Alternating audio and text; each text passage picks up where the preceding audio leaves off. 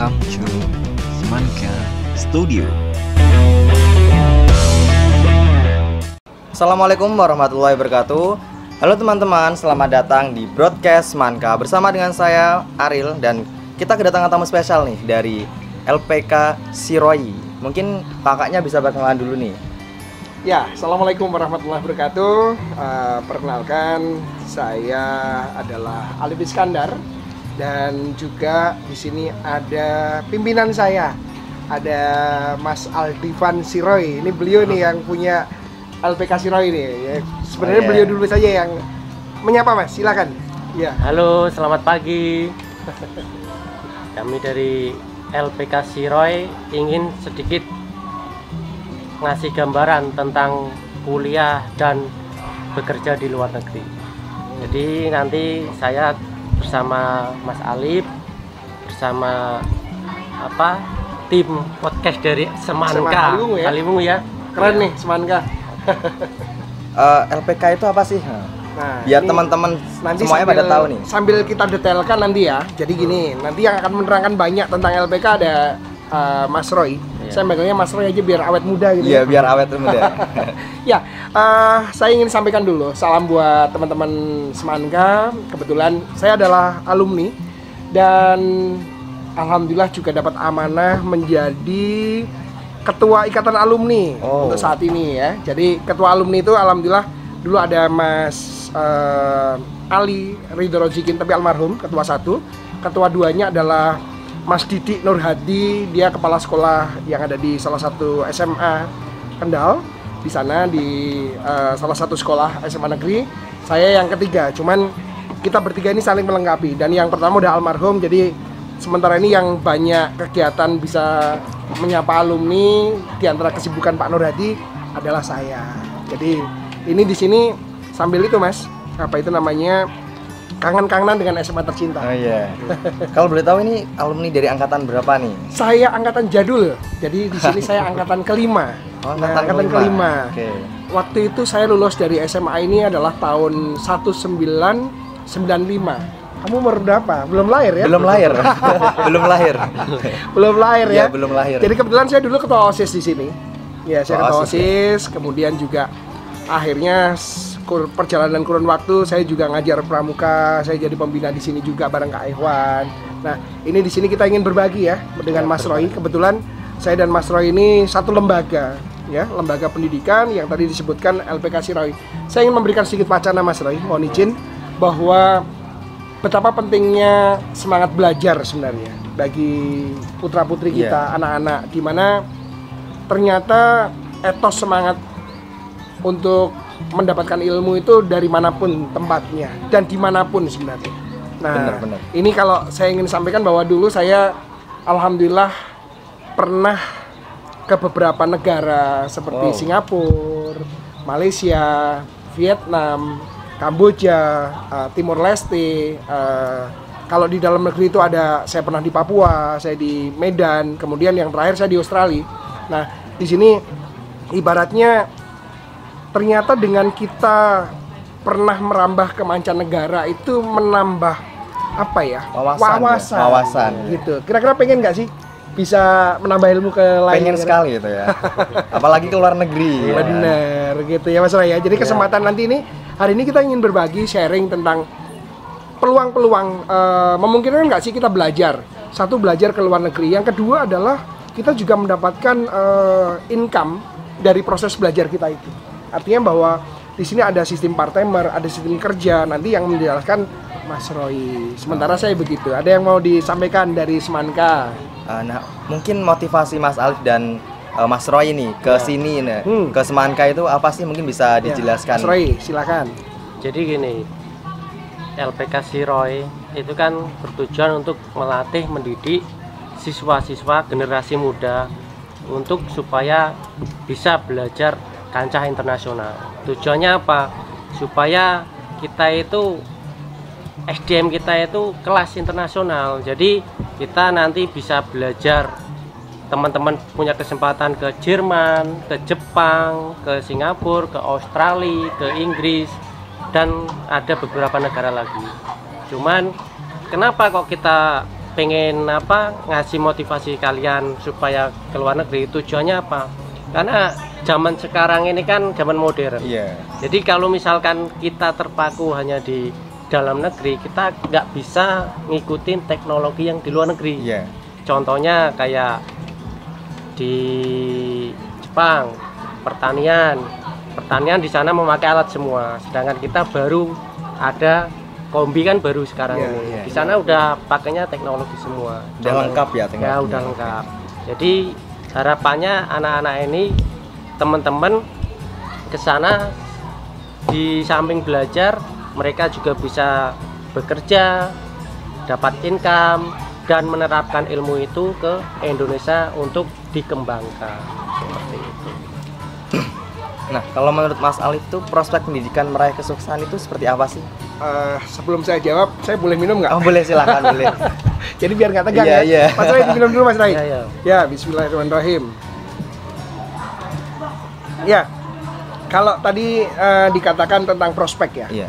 prospek pendidikan. Sebenarnya pendidikan sini kembali lagi pada niat ya dari siswa itu sendiri sebenarnya. Ketika kita bicara tentang kenapa sih saya katakan bahwa ini tergantung dari niat siswanya. Bagaimanapun orang tua mendorong, guru mendorong, tapi ketika niatan itu tidak muncul dari hati seorang siswa, itu tidak akan sukses mencapai dari apa yang dia inginkan. Saya hanya memiliki pesan begini. Mari kita berpikir tentang bagaimana kita sukses di usia muda. Nah, kalau kita ibaratnya sukses di usia menengah, usia-usia dewasa, menuju ke katakanlah 30-40 tahun, itu artinya sudah suatu hal yang wajar. Iya. Tapi bagaimana kita sedini mungkin menjemput kesuksesan. Jadi begini contohnya, kita dalam kondisi lebih sehat, kondisi masih fit, masih produktif, tapi sudah pegang secara finansial itu kuat ya Mas Ray ya. Ya. Sehingga apa? Harapannya begini, kita hanya pengen berpesan bahwa lewat LPK Siroy ini kita tidak akan mengeksploitasi apa? SDM kita untuk dijual ke luar negeri, itu tidak. Tapi bagaimana kita sukses, misalnya kita hanya cukup 2 tahun, 3 tahun, 5 tahun, kita mendapatkan finansial yang cukup, uang yang lebih, kemudian kita buka usaha di sini. Gitu. Jangan sampai terus kita punya uang terus udahlah, kita keluar negeri aja terus, sehingga kita nanti terlena di sana dan tidak memberikan kontribusi terhadap negara kita sendiri. Nah, ini sayang. Harapan saya adalah prospek ini sebenarnya sangat terbuka. Karena apa?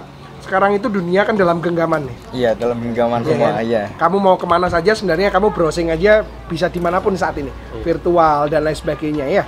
Nah, realita di mana kita harus mengaplikasikan segala ilmu yang tadi ingin kita sampaikan sedini mungkin, prospek ini sangat-sangat luar biasa. Jadi tidak ada kata terlambat, apalagi jika dipersiapkan sedini mungkin. Ketika ini sekarang mungkin yang kelas 10, kelas 11, sehingga gimana? Apapun itu ada orang Jawa mengatakan jar basuki mawa piyo. Artinya bahwa segala sesuatu itu pasti akan berimbas terhadap pembiayaan juga.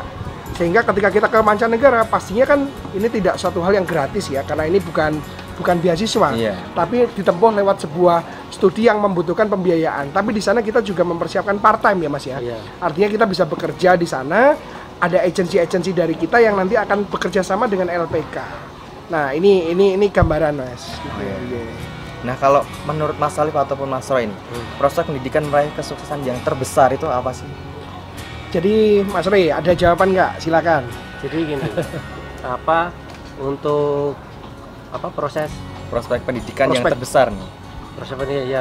Prospek pendidikan yang terbesar itu ya contohnya di Jerman. Jadi kalau di Jerman itu kita biaya kuliah itu free, gratis itu ya? Gratis. Ya, itu di Jerman contohnya. Nah, setelah itu kita menyelesaikan kuliah selama 3 tahun dengan lulusan terbaik, kita dijamin pekerjaan dengan nominasi gaji yang lumayan cukup besar. Standar sana itu 2.500 euro. Besar juga ya? Ya.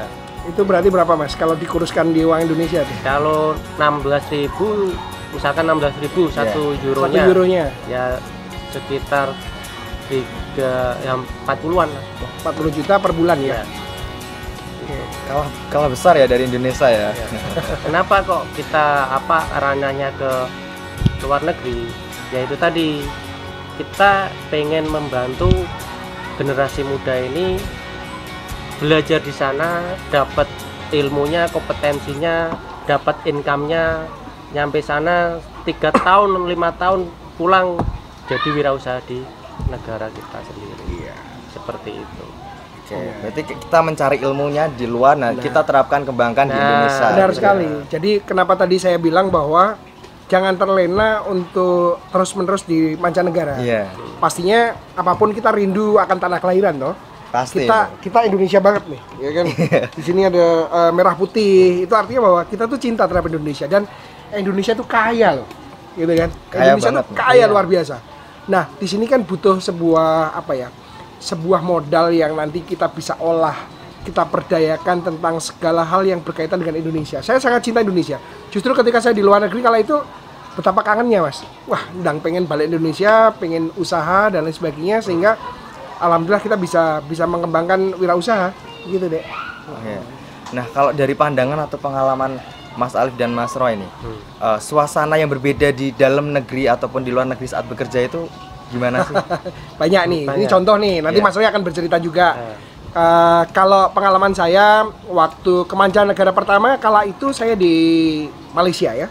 Malaysia. Di Malaysia, kemudian yang kedua saya di Singapura, gitu ya. Nah di sana itu dua negara ini sebenarnya mereka dulu belajarnya justru dari kita ini.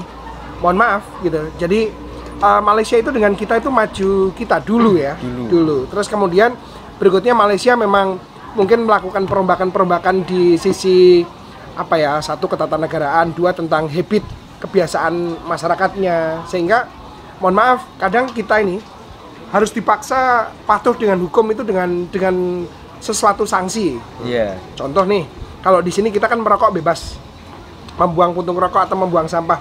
Tapi ketika kita datang ke satu tempat di katakanlah Singapura, kita mau membuang bungkus permen atau bahkan makan kuaci aja kita mikir, ini ada CCTV di mana-mana, kita akan kena denda. Disitulah kita akan menjadi terbiasa dengan kedisiplinan. Karena apa? Dipaksa untuk patuh dengan hukum. Nah, perbedaannya dengan kita ini kan serba pemakluman. Iya. Gitu kan? Iya. Oh, kita ibaratnya sampah terpanjang itu ya di tempat kita ini. Gitu ya. Gua opo sembarang tanpa ada sanksi. Paling hanya orang hanya maklum gitu saja. Sedangkan di luar negeri tidak. Mereka dipaksa untuk patuh. Nah, disinilah tadi yang saya katakan bahwa itu contoh konkret di mana ternyata kalau kita bicara tentang kedisiplinan, tentang habit, kebiasaan, ya memang ada proses penegasan begitu tentang hukum. Jadi beberapa negara-negara itu contoh kita jadi lebih bisa penyesuaian. Karena apa? Karena polanya lah. Mas Roy ini mungkin pengalaman di Jepang ya. Mas Roy Jepang gimana, Mas? Jadi gini, kalau di negara-negara maju, Mas, waktu itu kan adalah uang, sangat berharga sekali. Iya, sangat berharga. Contohnya misalkan kita mau janjian sama temen orang luar, kita udah ada jam 7 kita janjian, setengah 7 kita harus standby. Harus standby. Seperti itu. Jadi disiplin waktu banget ya? Iya, seperti itu. Karena kalau kita nggak bisa nepatin itu, kita udah kehilangan trust. Kepercayaan ini udah nggak bisa diajak kerjasama, apalagi di dunia bisnis. Seperti itu. Satu, itu waktu itu sangat berharga. Yang kedua, kalau misalnya di luar negeri itu, ya kita tertib. Ngantri ya ngantri, meskipun kehujanan kita nomor 100 ya tetap kehujanan. Iya. Nggak kayak sini kan langsung Salip-salip gitu salip-salipan, ya? nggak seperti itu. Dan enaknya kalau di negara-negara maju itu kita lebih tertib, lebih teratur. Contoh lampu merah, tengah malam lampu merah ya berhenti. Contohnya, walaupun malam ya. Nah, wah sepi, seperti itu. Karena apa? Karena di sana itu benar-benar ada sanksinya, tilang dan lain sebagainya itu berlaku. Dan masyarakat sana itu lebih patuh terhadap peraturan-peraturan seperti itu. Buanglah sampah, misalkan plastik ya plastik, terus botol ya botol, enggak sampah semuanya jadi satu gitu ya? itu enggak. Di sana misalkan botol kok ini contohnya kuning sama biru hijau ini. Iya. Kuning plastik, hijau botol. Kok dimasukin kuning dimasukin botol? nggak mau ngambil. Ada sanksinya? Ada berarti ya? sanksinya, tegur seperti itu. Nah, masih ada nggak nih pengalaman, mau cerita lagi pengalaman atau lanjut ke pertanyaan berikutnya? Ya, kalau pengalaman sebenarnya banyak hal ya. Artinya banyak hal di sini, ada proses-proses di mana yang penting pesan yang ingin saya sampaikan berkaitan dengan pengalaman kita di mancanegara itu adalah satu, kita harus disiplin. Ya, disiplin. Yang kedua adalah mematuhi sebuah peraturan. Kemudian bagaimana kita bisa berkomunikasi dengan orang dengan baik. Ya, hanya itu. Nah, tadi kan udah cerita nih tentang wawasan dan pengalamannya nih.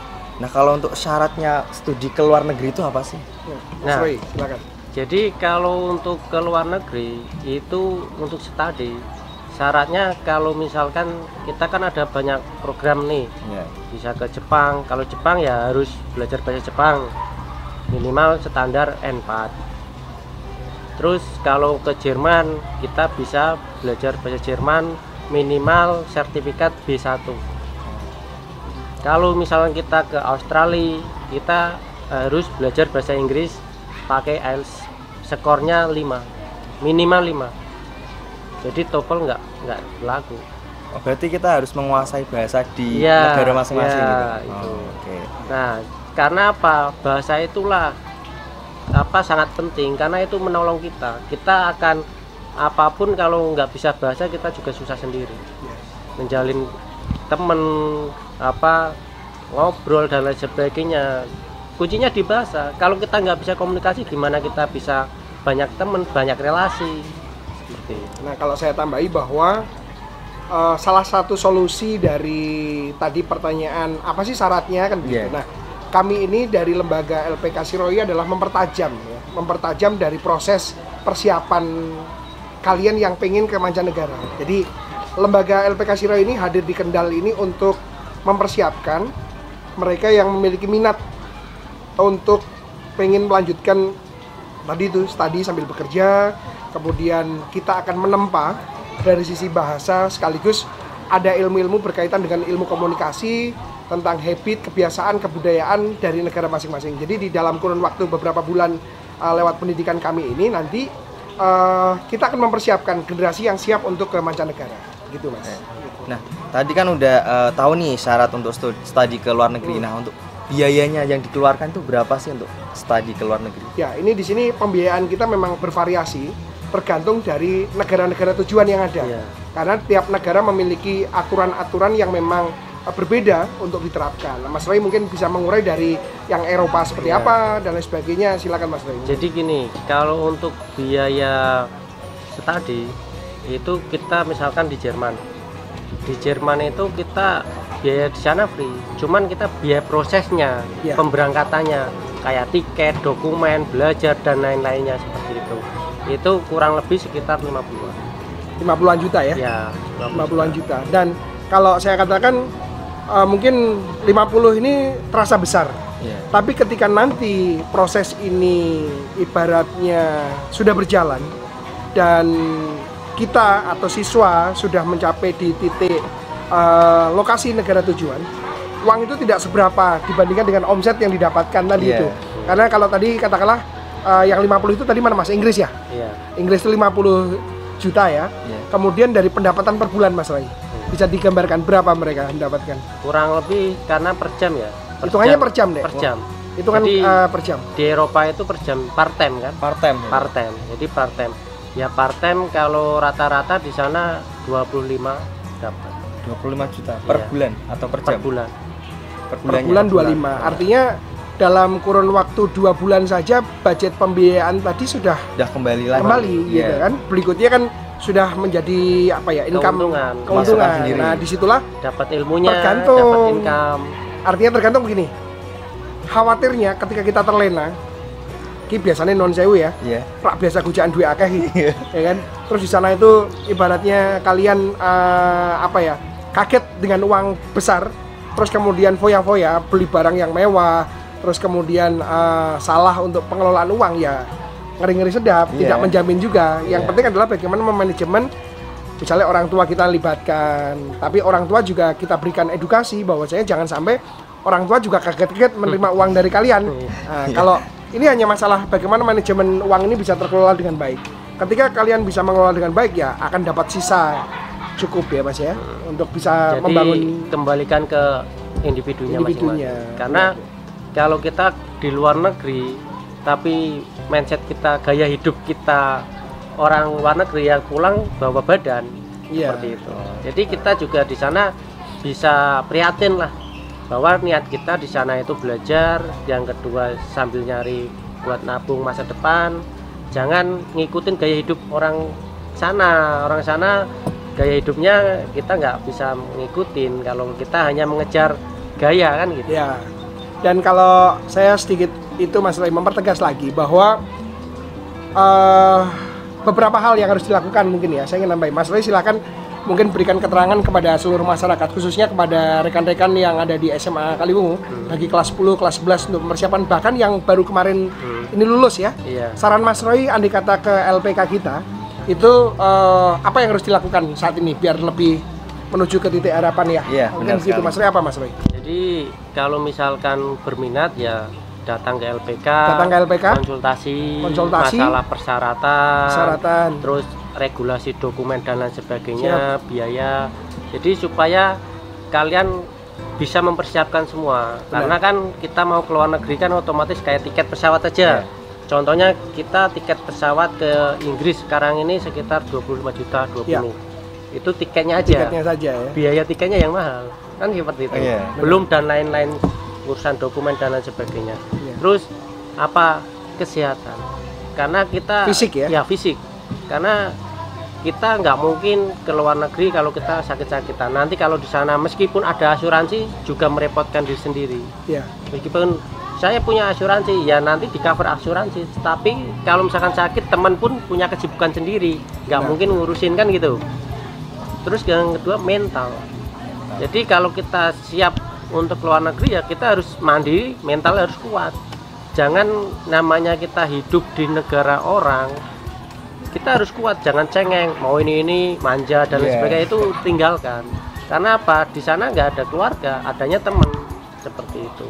Apalagi di luar negeri itu nggak ada kayak sini suka nongkrong, suka itu. Kalau di negara-negara sana ya pulang ke rumah, beraktivitas pulang, nggak ada kita. Kecuali memang itu time ketika kita off ya, artinya holiday ya, berbeda cerita. Jadi kalau saya menambahkan Mas Roy tadi bahwa yang penting libatkan orang tua untuk berkomunikasi, kemudian andai kata keterangan lebih jelas tentang LPK Siroy ini, kita memberikan informasi kepada seluruh masyarakat khususnya generasi muda lulusan dari Semanka ya dan masyarakat. Silakan ketika ini menjadi sebuah peluang bagus, kita di kantor siap ya Mas. Lokasinya alamat detail Mas Roy di Desa Donosari, RT 3 RW 3, Kecamatan Patebon, Kabupaten Kendal. Ya, di sana itu ada asramanya. Ada asramanya. Sehingga mereka yang pendidikan di kita, kalau kemarin selama Covid sih kita ada yang pulang ya Mas ya. Tapi untuk saat ini ada juga yang mes kita sediakan di mana yang luar kota itu tetap bisa tinggal di kami, sehingga proses pendidikan yang beberapa bulan itu nanti bisa dibicarakan ketika datang ke kantor kami begitu. Nah, masuk ke pertanyaan terakhir nih. Nah, harapannya setelah bekerja di luar negeri saat kembali ke tanah air itu apa sih? Ya, Mas Roy, tambahin. Harapannya kita ke luar negeri kan satu belajar ilmunya, teknologi. Kedua dapat income. Kita kalau belajar teknologi kita kuasai, pengennya harapannya kembangkan di Indonesia. Kita nggak mungkin mengembangkan kalau cuman hanya bermodal teknologi, nggak ada biaya. Dalam arti modal. Lah kita kan udah dapat modalnya juga. Jadi kalau kita hanya punya ide tapi kita nggak punya modal juga bullshit kan, sama aja kan gitu. Harapannya ilmunya dapat, dikembangkan dari sana, terus di sana menabung buat modal di sini. Harapannya anak-anak generasi muda ini jangan cuma hanya jadi kuli. Harapan besar Siroy itu pulang dari sana, buka wirausaha, membantu masyarakat sekitar. Setidaknya contoh hal kecil, punya uang banyak, di manajemen yang bagus, jadi pentol, kan jadi bosnya. Enggak apa-apa, enggak usah malu. Bos pentol, punya 10 gerobak, punya modal, bikinlah. nanti orang bagi hasil sama kita. Artinya- Pentol tapi kan kita yang Artinya punya. di situ kita bisa membangun jiwa kewirausahaan. Iya, Ya. ya. Setelah Harapannya- pulang dapat ilmunya, dapat kedisiplinannya, kita kembangkan di sini. Nah, di sini makanya sekali lagi bahwa LPK Siroy ini tidak mengajak untuk mengeksploitasi tenaga kita ke luar negeri, tapi kita mengambil ilmunya dalam waktu cepat kita bisa Terapkan mengembangkan ya, di ya, negara mengembangkan kita di sendiri. negara kita. Begitu untuk kesempatan kali ini. Nah, tadi udah banyak banget nih keunggulan dan syarat-syaratnya udah dijelaskan nih. Nah, kita tiba di waktu dan penghujung acara nih karena waktu sudah selesai ya, sudah Yap. hampir selesai. Mungkin buat teman-teman yang minat ataupun mau menjadi seorang yang sukses ya di luar negeri maupun di dalam negeri, mungkin bisa nih datang yang tadi yang lokasinya sudah disebutkan oleh mas-mas dari LPK Siroy Kendal. Nah, mungkin terakhir nih ucapan terima kasih ataupun ucapan sebelum penutupan nih, mungkin dari Mas Alif dulu. Baik, yang pasti kami dari LPK Siroy sekaligus saya juga mewakili dari alumni mengucapkan terima kasih diberi kesempatan untuk sharing ke hal-hal positif, sehingga aura positif ini selalu akan kita tebarkan, informasi yang bisa mengajak adik-adik kita alma mater bisa lebih gayung bersambut untuk menerima informasi-informasi yang membangun. Saya mengucapkan terima kasih mewakili dari LPK Siroy. Mas Roy, ada yang mau ditambahkan? Ya, untuk adik-adik tetap semangat, sukses di usia muda itu sangat penting. Lebih baik kalian sengsara di usia muda daripada nanti kalian sengsara di usia tua. Salam dari saya, LPK Siroy, tetap semangat, raih kesuksesan di usia muda. Terima kasih nih buat Mas Alif dan Mas Roy yang sudah mau gabung dan sudah mau diwawancarai ya. Mudah-mudahan teman-teman ada yang berminat untuk menjadi pengusaha yang sukses ataupun bagian dari LPK Siroy. Nah, buat teman-teman semuanya, jangan lupa untuk subscribe, like, dan komen. Terima kasih juga sudah mau menonton dari awal sampai akhir. Wassalamualaikum warahmatullahi wabarakatuh. Waalaikumsalam warahmatullahi wabarakatuh. Sukses ya. Ya, terima kasih.